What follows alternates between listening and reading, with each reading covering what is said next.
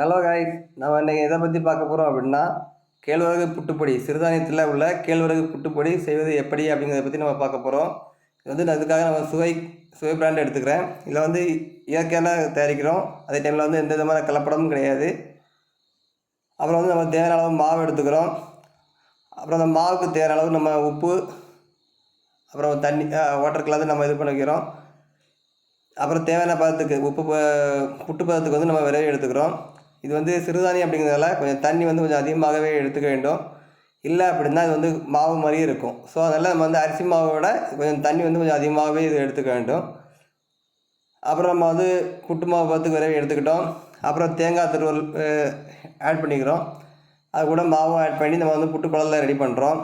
அதே டைமில் ஒரு பக்கம் வந்து நம்ம அந்த புட்டு குடத்தில் வந்து சிறுபயிர் வந்து வேக வச்சுருக்கோம். ஒரே டைமில் வேலையை முடிக்கிறதுக்காக சிறுபயிர் வந்து வேலையை முடிச்சிருக்கோம்.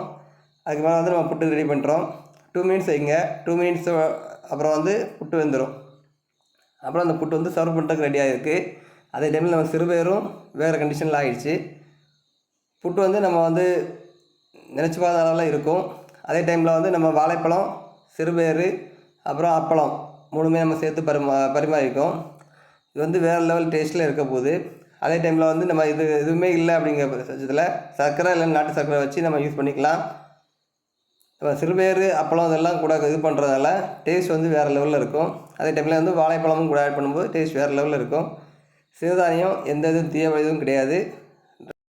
லைக் பண்ணுங்கள், ஷேர் பண்ணுங்கள், கமெண்ட் பண்ணுங்கள். அதே சமயம் சுவை ஃபுட்ஸை பிராண்டை வாங்கி யூஸ் பண்ணி பாருங்கள். ரொம்ப நல்லாயிருக்கும்.